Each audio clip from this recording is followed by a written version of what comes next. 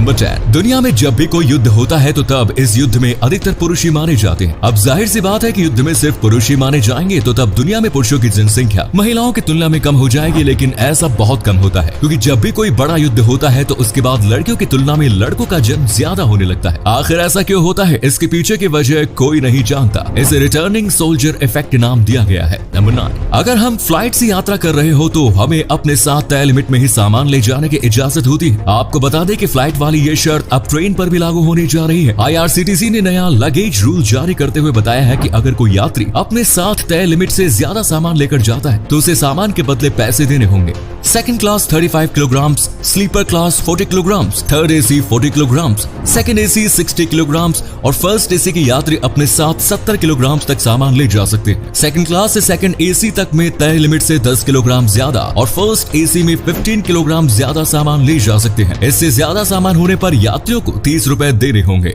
Number 8, United states of America दुनिया का एकमात्र ऐसा देश है जहां बंदूकों की संख्या वहां रहने वाले इंसानों की तुलना में ज्यादा है। अमेरिका में बंदूक इतनी आसानी से उपलब्ध होती है कि कोई भी इंसान इसे खरीद सकता है। इसी चीज का फायदा उठाते हुए अपराधी आए दिन अमेरिका में गोलीबारी करते रहते हैं। यहाँ तक कि स्कूल में पढ़ने वाले बच्चे भी बंदूक खरीदकर स्कूल पहुंचकर गोलीबारी करना शुरू कर देते हैं। आपको बता दें कि अमेरिका में सिर्फ 2022 में ही अब तक 200 से ज्यादा गोलीबारी की बड़ी घटनाएं हो चुकी है। नंबर 7, आप अपने 2 रुपए वापस पाने के लिए किसी इंसान या संस्था से कितने दिन तक लड़ सकते हैं? वेल, मैं तो 2 रुपए वापस पाने की उम्मीद भी नहीं रखूंगा, लेकिन राजस्थान के रहने वाले सुजीत स्वामी नाम के एक शख्स इसी 2 रुपए के लिए रेलवे की नाक में दम करते हुए 5 सालों तक कानूनी लड़ाई लड़ते रहे और आखिरकार उनकी जीत हो गई। सुजीत स्वामी ने आज से 5 साल पहले अपना ट्रेन टिकट कैंसिल कराया था, जिसमें रेलवे ने सर्विस चार्ज के रूप में 35 रुपए एक्स्ट्रा काट लिए। रेलवे ने सुजीत समेत 2,98,000 यात्रियों से 35 रुपए एक्स्ट्रा ले लिए। इस 35 रुपए को वापस पाने के लिए सुजीत ने रेलवे मंत्री को पत्र लिखते हुए कानूनी लड़ाई शुरू की। वर्ष 2019 में रेलवे की ओर से उन्हें 33 रुपए वापस कर दिए गए, लेकिन रेलवे की ओर से अभी भी 2 रुपए कम वापस किए गए थे, जिसके बाद सुजीत ने अपनी कानूनी लड़ाई फिर से शुरू की।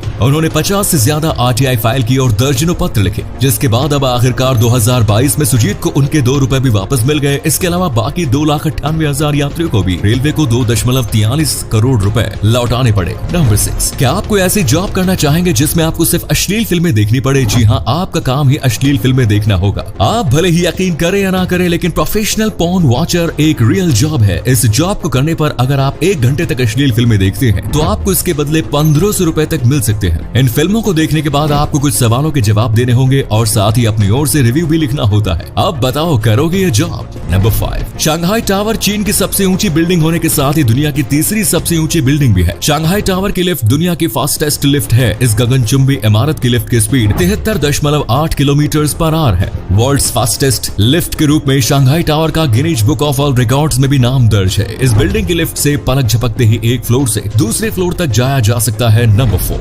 दोस्तों, बिहार की गिनती देश के गरीब राज्य में की जाती रही है, लेकिन अब लगता है कि बिहार के दिन भी बदलने वाले हैं, क्योंकि हाल ही में जियोलॉजिकल सर्वे ऑफ इंडिया की ओर से बिहार में सोने का भंडार मिलने का दावा किया गया है। GSI के अनुसार जमुई जिले में लगभग 222.88 मिलियन टन सोने का भंडार मौजूद है, जो कि पूरे भारत में मौजूद सोने के कुल भंडार का लगभग 44% है। GSI के बाद अब राज्य सरकार की ओर से मंजूरी मिलने के बाद अलग अलग सरकारी एजेंसियां यहां आकर सोने की तलाश में लगी हुई है। जमुई में सोने का भंडार मिलने के अलावा समस्तीपुर और बक्सर जिले में तेल का भंडार मिलने की संभावना जताई गई है। तेल की खोज के लिए ONGC ने राज्य सरकार से लाइसेंस की मांग की है। अगर वाकई में बिहार में सोना या तेल का भंडार मिल जाता है तो बिहार समेत पूरे देश की किस्मत चमक सकती है। नंबर 3, क्या आप ये बात जानते हैं कि इंडियन एयरफोर्स का एक एयरबेस तजाकिस्तान में भी मौजूद है? तजाकिस्तान में मौजूद फरखोर एयरबेस विदेशी सरजमीन पर इंडिया का पहला और एकमात्र मिलिट्री एयरबेस है। इस एयरबेस को इंडियन एयरफोर्स तजाकिस्तान एयरफोर्स के साथ मिलकर ऑपरेट करती है। नंबर 2, 7up एक पॉपुलर सॉफ्ट ड्रिंक है। आपको जानकर हैरानी होगी कि वर्ष 1948 तक इस सॉफ्ट ड्रिंक में लिथियम साइरेट नाम का एक केमिकल मिलाया जाता था। ये केमिकल मूड स्टेबलाइजर का काम करता है और इसका उपयोग बायोपलर डिसऑर्डर से ग्रसित मरीजों में दवाई के रूप में किया जाता है। लेकिन एक सामान्य इंसान अगर लिथियम साइरेट का सेवन करता है तो उसके कई सारे साइड इफेक्ट्स हो सकते हैं, यानी कि 7up एक तरह से उस समय लोगों को बीमार कर रहा था। नंबर 1, जापान के स्कूलों के